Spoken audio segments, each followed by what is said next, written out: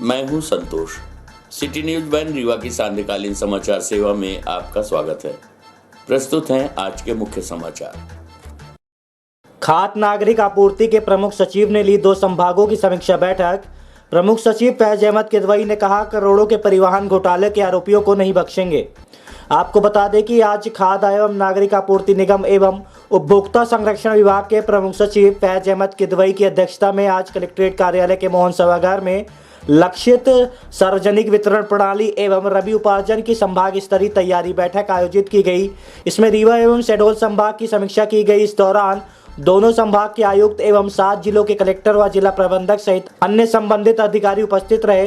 प्रमुख सचिव द्वारा ली गई बैठक में गेहूं उपार्जन प्रगति एवं पीडीएस की व्यवस्था सुधार पर चर्चा की गई है। प्रमुख सचिव फैज अहमद किदवई ने बताया कि आधार पर इस पंजीयन एवं पेमेंट शुरू हो चुका है। अब एसएमएस की जरूरत नहीं पड़ेगी, किसान स्वयं अपने अपने स्लॉट बुक कर सकेंगे। आपको बता दें कि जिले में परिवहन घोटाले का मामला गरमाया हुआ है। कम दूरी को अधिक बताकर की गई थी आर्थिक अनियमितता। धान और गेहूं के परिवहन में जितनी गड़बड़ी उजागर हुई है वह आर्थिक अनियमितता के दायरे में आई है, जिसकी 8 सदस्यीय कमेटी जांच कर चुकी है। यही जांच रिपोर्ट प्रमुख सचिव खाद्य और नागरिक आपूर्ति को भी भेजी गई थी, जिसके बाद आज उन्होंने पत्रकारों से चर्चा करते हुए कहा कि जांच रिपोर्ट पूरी हो चुकी है। जल्द जिम्मेदार अधिकारियों एवं कर्मचारियों पर कार्रवाई होगी। आपको बता दें कि नागरिक आपूर्ति निगम इस समय अपने कारनामों को लेकर सुर्खियों में बना हुआ है। कम दूरी को अधिक दूरी में बदलकर 10 करोड़ की जो भुगतान की कड़ी जुड़ी है वह जुड़ती ही जा रही है। अभी हाल ही में जिला प्रबंधक संजय सिंह को हटाया गया है और अभी न जाने कितनों पर कार्रवाई की गाज गिरेगी। आपको बता दें कि 2013 से लेकर 2021 के बीच में 9 जिला प्रबंधक बदले जा चुके हैं। इस मामले में 8 सदस्यीय टीम ने जांच कर रिपोर्ट प्रमुख सचिव खाद्य एवं नागरिक आपूर्ति को भेजी गई थी। बैठक के बाद प्रमुख सचिव फैज अहमद किदवई ने कहा कि जांच रिपोर्ट आ चुकी है, जिसमें करोड़ों रुपए का घोटाला उजागर हुआ है। घोटाले में शामिल किसी भी अधिकारी एवं कर्मचारी को बख्शा नहीं जाएगा। आपको बता दें कि अभी हाल ही में एक ऐसा मामला उजागर हुआ है जिसमें सुरेश कुमार मिश्रा को बिना निविदा स्वीकृति के सिविल सप्लाईज कॉरपोरेशन भोपाल द्वारा अनुबंध नहीं होने के बावजूद 2.5 करोड़ के लगभग का भुगतान किया गया था। फिलहाल इस तरह के मामलों को लेकर अब पीएस के द्वारा अन्य जिलों को भी चेतावनी दी गई है। प्रस्तुत है प्रमुख सचिव फैज अहमद किदवई से प्राप्त जानकारी के अंश। किस संबंध में बैठक की? बैठक जो है वो अभी जो गेहूं का उपार्जन होना है उसकी प्रगति, उसका रिव्यू करना है और जो पीडीएस की व्यवस्था सुधारनी। कुछ आने वाले समय में नवाचार होंगे? अभी जैसे पंजीयन में हुआ है, आधार बेस्ड पंजीयन हो गया है, पेमेंट आधार बेस्ड होगा, आधार खाते में पेमेंट होगा। फिर अभी एक और प्रयास हो रहा है कि जो एसएमएस की जगह लोग अपना स्लॉट खुद बुक कर सकें और उस हिसाब से वो आकर के तौल करा सकें। इस पे भी काम हुआ है। सफाई मशीन भी शायद लगनी है। सफाई मशीन के लिए भी ज़िलों को बताया वो टेंडर करें और उनको लगाएं ताकि किसानों से जो भी माल आ रहा है उसकी सफाई हो, क्योंकि भारत सरकार ने अब मापदंड और सख्त कर दिए हैं, इस वजह से उसको भी लिया गया है। परिवहन का घोटाला जो हुआ था काफ़ी अनियमितताएं हैं। परिवहन की रिपोर्ट आ गई है, उस पर कार्रवाई हो रही है और जिसने जिसने किया है उस पर पूरी कार्रवाई होगी। किन लोगों के नाम सामने आ रहे हैं, किस पे कार्रवाई होगी सर? इसमें परिवहन करता और जो कर्मचारी हैं दोनों हैं, अधिकारी कर्मचारी और परिवहन करता। सुरेश मिश्रा थे जिनके 2.5 करोड़ रुपए पहले, तो सब पे कार्रवाई होगी। सर जैसे कुछ सेल्स ने यहाँ पे खुद दुकान खोली है खाद्यान्न की, उसमें सर अपने घर पे ही उन्होंने खोल लिया है कोटा, तो उनमें क्या कार्रवाई होगी सर? वार्ड 44 से ऐसे ही मतलब अपने घर पर दुकान खोली, हाँ, तो उसमें कोई दिक्कत तो है नहीं। अगर वो कोई गड़बड़ी कर रहा है तो होगी कार्रवाई, मतलब उसको जगह उपलब्ध करानी है। एनएसयूआई के द्वारा किया गया मुख्यमंत्री शिवराज सिंह चौहान का पुतला दहन। शिक्षा के निजीकरण एवं महंगाई के विरोध में मुख्यमंत्री का पुतला दहन कर जताया गया विरोध। शिक्षा की निजीकरण, महंगाई एवं बेरोजगारी के विरोध में एनएसयूआई छात्र संगठन के द्वारा मुख्यमंत्री शिवराज सिंह चौहान का पुतला दहन किया गया। आपको बता दें कि रीवा के टीआरएस कॉलेज चौराहे में छात्र संगठन के सैकड़ों कार्यकर्ताओं ने मिलकर नारेबाजी करते हुए मुख्यमंत्री का पुतला दहन किया है। अपने आक्रोश को व्यक्त करते हुए एनएसयूआई ने कहा कि प्रदेश के मुखिया शिवराज सिंह चौहान निजी लोगों को लाभ पहुंचाने के लिए निरंतर शिक्षा का निजीकरण कर रहे हैं। महंगाई चरम पर है, प्रधानमंत्री और मुख्यमंत्री लाखों रोजगार देने की बात कर रहे हैं, जबकि कोरोना काल में लाखों लोग बेरोजगार होकर भटक रहे हैं। इधर भाजपा सरकार भाषण में रोजगार का आंकड़ा बता रही है। एनएसयूआई छात्र संगठन का कहना है कि प्रधानमंत्री केवल मन की बात कर सकते हैं। यही हाल प्रदेश के मुखिया शिवराज सिंह चौहान का भी है, जबकि जमीनी हकीकत तो ये है कि शिक्षा के नाम पर खुलेआम लूट मची है। महंगाई अपने चरम पर है और पढ़े लिखे नौजवान रोजगार के लिए भटक रहे हैं। प्रस्तुत है टीआरएस कॉलेज के इकाई अध्यक्ष पंकज उपाध्याय से प्राप्त जानकारी के अंश। आज एक ही मांगों को लेकर के पुतला दहन किया गया, किसका पुतला दहन? आज हम सब एनएसयूआई के कार्यकर्ता शिवराज सिंह मध्य प्रदेश के सीएम का पुतला दहन किया है। हम लोगों का उद्देश्य ये था कि जो शिक्षा का लगातार निजीकरण हो रहा है और लगातार महंगाई बढ़ रही है और लगातार देश में बेरोजगारी बढ़ रही है, हम छात्र युवा, हमारे माता पिता हमें पढ़ाते हैं कि हमारा छात्र बड़ा होकर कंपटीशन का एग्ज़ाम देगा और आगे किसी पोस्ट पे जाएगा। यहाँ क्या होता है, परीक्षाएं होती हैं, उसके बाद रिजल्ट नहीं आता। पहले छात्र 50 रुपये, 100 रुपये, 500 रुपये का फॉर्म डालते हैं कि परीक्षा होगी, कंपटीशन का पेपर देंगे। कंपटीशन का पेपर हो जाता है तो रिजल्ट नहीं आता। अगर रिजल्ट आ जाता है तो ज्वाइनिंग नहीं होती, उसके कारण ओवरएज हो जाते हैं और लगातार इसके कारण बेरोजगारी बढ़ रही है, छात्र बेरोजगार हो रहे हैं। कोई दर दर कहीं इस दुकान में कहीं उस दुकान में भटक रहा छात्र, इसके जिम्मेदार कौन होगा? मैं पूछना चाहता हूँ, शिवराज सिंह चौहान जी, नरेंद्र मोदी जी मन की बात करने को तैयार हैं, जनता की बात कौन सुनेगा? मैं ये पूछना चाह रहा हूँ। जनता की बात सुनने के लिए कोई भी जनप्रतिनिधि सामने नहीं आ रहा। इसी कारण आज हम लोगों ने मध्य प्रदेश के मुख्यमंत्री शिवराज सिंह चौहान जी का पुतला दहन किया है और उनको कहना चाहता हूँ कि हम छात्रों के बारे में ध्यान दें और शिक्षा का निजीकरण बंद करें। और जो लगातार महंगाई बढ़ रही, पेट्रोल डीजल जो 60-70 रुपए हुआ करता था कांग्रेस सरकार में, आज 100-120 रुपए चल रहा है। स्मृति ईरानी जो रोड में बैठ के चूड़ी फोड़े करती थी, उनका कहीं पता नहीं है। कोई भी भारतीय जनता पार्टी का प्रतिनिधि सामने आकर जनता की बात सुनने को तैयार नहीं है। इसकी जिम्मेदारी कौन लेगा, मैं पूछना चाहता हूँ। अभी तक जितने ये बता रहे हैं, भाजपा सरकार बता रही, प्रधानमंत्री बता रहे हैं, सीएम बता रहे हैं कि हमने इतने लाख नौकरियां निकाली हैं, अभी लोगों को नौकरी देंगे, तो ये आश्वासन है या फिर देंगे? ये केवल आश्वासन है। आप भी जानते हैं, पूरा भारत भर जानता है कि 3 लाख तीन सालों 4 सालों में 3 लाख लोगों ने अपने रोजगार खोए हैं। ये हम नहीं कह रहे हैं, ये मीडिया की न्यूज कह रही है, पेपर कह रहे हैं, न्यूज पेपर कह रहे हैं, हम लोगों ने पढ़ा है। क्या नाम है आपका? मेरा नाम पंकज उपाध्याय, मैं टीआरएस इकाई। डीलरशिप दिलाने के नाम पर 6 लाख का साइबर फ्रॉड, समान पुलिस ने दर्ज किया मामला। आपको बता दें कि डीलरशिप दिलवाने के नाम पर एक व्यक्ति से 5,90,000 रुपए खाते में जमा करवाकर आरोपियों ने ठगी की है। आरोपी द्वारा अधिक डिमांड करने पर संदेह होने पर पीड़ित ने थाने में शिकायत दर्ज कराई, जिस पर पुलिस ने आरोपियों के खिलाफ मामला दर्ज कर लिया है। समान थाना के इंदिरा नगर निवासी महेश कुमार मिश्रा ने किया मोटर्स की डीलरशिप लेने के लिए कंपनी की वेबसाइट में ऑनलाइन आवेदन किया था। 31 जनवरी को उनके मोबाइल पर एक आराध्या नाम की लड़की का फोन आया, जिसने पीड़ित को आवेदन पत्र मिलने और सभी दस्तावेज वेबसाइट पर भेजने को बोला। उसके झांसे में आकर उन्होंने सारी जानकारी भेज दी। 7 फरवरी को उनके मोबाइल पर विनोद गोयल नाम के व्यक्ति का फोन आया। कंपनी के अकाउंट में 5,90,000 रुपए जमा करने को बोला गया। आरोपी के बताए अनुसार उन्होंने सारे रुपए जमा करवा दिए।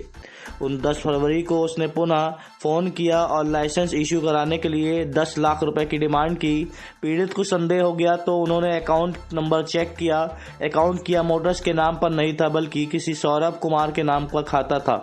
परेशान होकर उन्होंने थाने पहुंचकर शिकायत दर्ज कराई है। पुलिस ने मामला दर्ज कर लिया है। घटना को अंजाम देने वाले आरोपियों का अभी तक पता नहीं चल पाया है। समान थाना प्रभारी सुनील गुप्ता ने बताया कि आरोपियों के संबंध में साइबर सेल से जानकारी जुटाई जा रही है। ऑनलाइन ठगी हुई है कोई एजेंसी को लेके 6 लाख रुपए, क्या मामला क्या?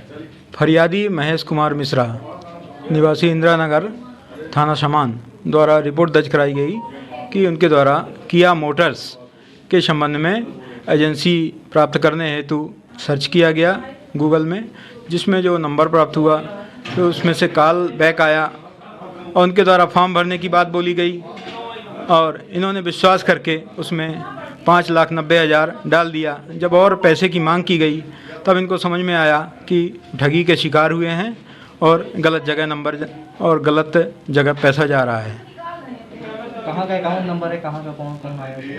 ये ऐसे प्रारंभिक जांच में पटना से संबंधित जानकारी पता चल रही है। बैंक अकाउंट जबकि HDFC वहाँ, हाँ, HDFC बैंक से रिलेटेड है। इसकी जांच की जा रही है। जांच पर आगे कार्रवाई की जाएगी। लड़की पक्ष ने बारातियों को बनाया बंधक, सोने चांदी के जेवर व 75,000 किए जब्त। दूल्हे की मानसिक स्थिति खराब बताकर दुल्हन ने शादी से किया इनकार। आपको बता दें कि जिले के मऊगंज थाना क्षेत्र अंतर्गत वनपडार गांव से आज एक अजीबोगरीब मामला सामने आया है। जहां पर बारात लेकर पहुंचे बारातियों को लड़की पक्ष के लोगों ने बंधक बना लिया। देखते ही देखते दोनों पक्षों के बीच विवाद इतना बढ़ गया कि दुल्हन ने अचानक लड़के से शादी करने के लिए इनकार कर दिया। उसका कहना था कि लड़के की मानसिक स्थिति खराब है। बाद में लड़की वालों ने बारातियों की ओर से लाए गए चढ़ाव में सोने चांदी से बने जेवरात व 75,000 रुपए नकदी भी जब्त कर लिए। सुबह होते ही दूल्हे को मंडप से उठाकर घसीटते हुए बाहर का रास्ता दिखा दिया गया। बाद में उसे बीच सड़क में छोड़कर चले गए। मामला रीवा जिले के मऊगंज थाना क्षेत्र स्थित वनपटार गांव का है। यहां पर रहने वाले यादव परिवार की लड़की का विवाह मनिकवार गांव के निवासी अमृतलाल उर्फ मुन्ना के बेटे प्रद्युमन यादव से तय हुआ था। बीते कल बारात गांव पहुंची थी, जहां से वैवाहिक रस्में हो रही थी। इस दौरान देर रात बारातियों और घरातियों के बीच विवाद हो गया। देखते ही देखते विवाद इतना बढ़ा कि लड़की पक्ष के लोगों ने वैवाहिक रस्में रोक दी। इस दौरान एकत्रित लोगों ने सभी बारातियों को गाँव में ही बंधक बना लिया। वाहन चालक समेत पूरे बाराती रात भर गाँव में बंधक बने रहे। विवाद के दौरान लड़की पक्ष वालों ने बारातियों के पास चढ़ाव के रखे सोने चांदी से बने जेवरात सहित 75,000 रुपए नकद छीन लिए। सुबह होते ही लड़की पक्ष के लोगों ने दूल्हे को मंडप से बाहर का रास्ता दिखा दिया और 4 से 5 लोग उसे उठाकर सड़क में छोड़कर चले गए। उधर लड़की पक्ष का कहना है कि जिस लड़के से उसका विवाह संपन्न होने जा रहा था, उसकी दिमागी हालत ठीक नहीं थी। दुल्हन का कहना था कि जयमाल के समय दूल्हा अजीब हरकत करने लगा।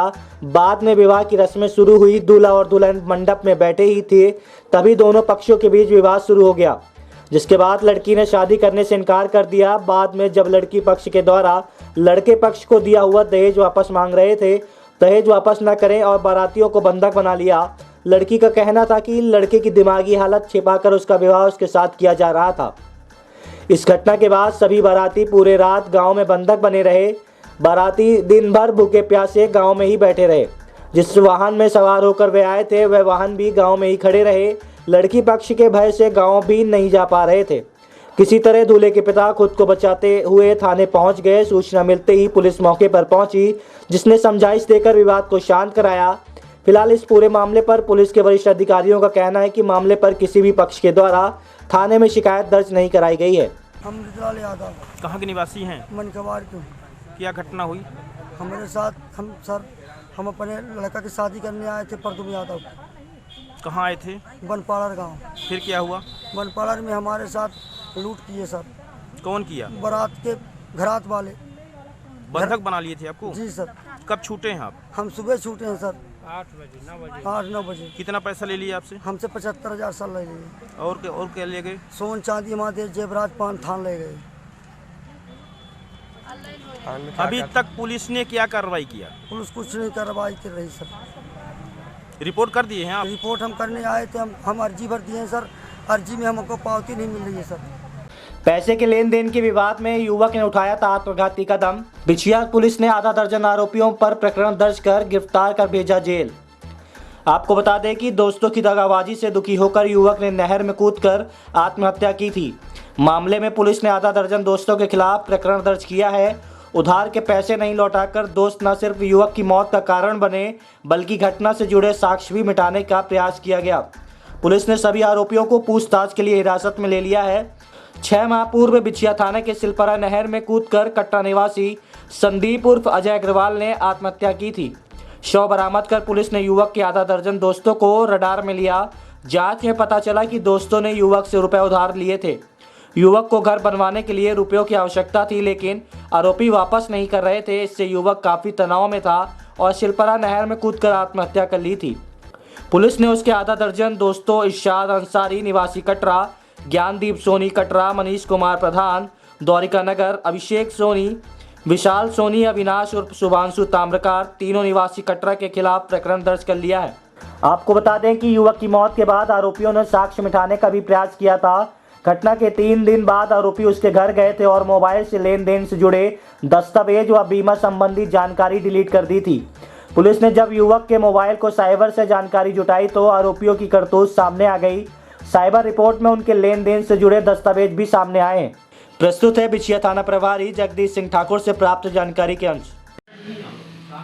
सर, सिलपरा में एक बॉडी मिली थी जो आपको बहते हुए दिखाई दी थी, इसको निकाला गया था। उसमें कुछ लोगों को उसके मतलब किसी प्रताड़ना का उसने आत्महत्या ऐसा कुछ संज्ञान में आ रहा है, क्या मामला? जी हाँ, एक मामला था, अभी 6 माह पूर्व का मामला था। उसमें संदीप अग्रवाल मृतक थे, जिनकी बॉडी जो है सिलपरा नहर में मिली थी और उनका पीएम पुलिस के द्वारा कराया गया था।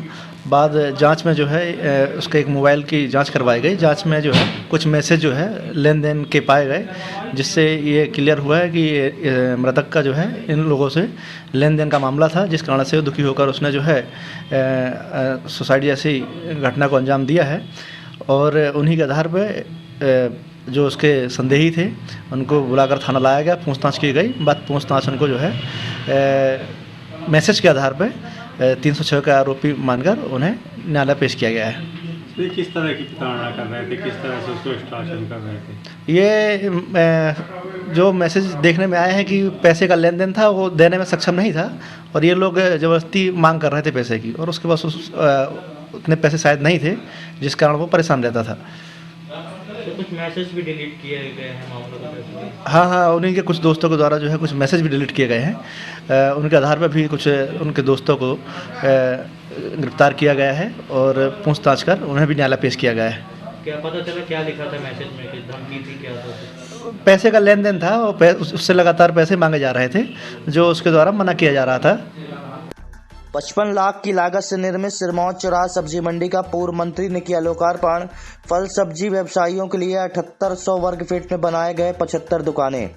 आपको बता दें कि शहर के सिरमौर चौराहा स्थित 55 लाख की लागत से नवनिर्मित ऑटो, टेम्पो, टैक्सी तथा फुटकर सब्जी व फल हॉकर्स जोन एवं सौंदर्यीकरण कार्य लागत ₹55 लाख का लोकार्पण सोमवार को किया गया। इसके निर्मित होने से जहां सब्जी, फल विक्रेता आदि व्यवसायियों को लाभ मिलेगा, तो वहीं इससे नगर निगम को भी राजस्व का लाभ मिलेगा। कार्यक्रम में मुख्य अतिथि के तौर पर पूर्व मंत्री मध्य प्रदेश शासन एवं रीवा विधायक राजेंद्र शुक्ला ने उक्त निर्माण कार्य का लोकार्पण किया। इस दौरान कलेक्टर मनोज पुष्प, नगर निगम आयुक्त मृणाल मीणा मौजूद रहे। वहीं उक्त कार्य का तकनीकी विवरण निगम के अधीक्षण यंत्री शैलेंद्र शुक्ला द्वारा दिया गया। लोकार्पण के दौरान विधायक राजेंद्र शुक्ला ने कहा कि भोपाल के विट्ठल मार्केट के तर्ज पर सिरमौर चौराहा की नवनिर्मित फल सब्जी का उद्घाटन किया गया है। बढ़ गई, लोग कहने लगे रीवा तो बदल गया है। अब पहले रीवा में 15 साल पहले ना तो बाईपास था, ना रिंग रोड थी, ना फ्लाईओवर था, ना ये 4 लेन की सड़क 2 लेन थी मात्र, तो भी काम चलता था हम लोगों का। एक तरफ बाढ़ सागर की नहरों का काम शुरू हुआ, दूसरी तरफ रीवा का बाईपास, फिर 4 लेन, फिर फ्लाईओवर, फिर रिंग रोड। तो जैसा पहले सड़क फुल चलती थी, आज भी सड़कों में उतना ही गाड़ियां चल रही है। ये चमत्कार क्यों हुआ है? क्योंकि बाढ़ सागर की नहरों से धरती से इतनी दौलत पैदा हुई कि किसानों के जेब में पैसा आने लगा और पैसा बाजार में खर्च होने लगा, और ज़्यादा गाड़ियां, ज़्यादा ऑटो, ज़्यादा मोटरसाइकिल। अब आपको कलेक्टर साहब आश्चर्य होगा, अभी हमसे होंडा वाले, हीरो वाले। आज की खबरों में बस इतना ही। कल हम फिर हाजिर होंगे कुछ नई खबरों के साथ। तब तक के लिए हमें इजाजत दीजिए। नमस्कार।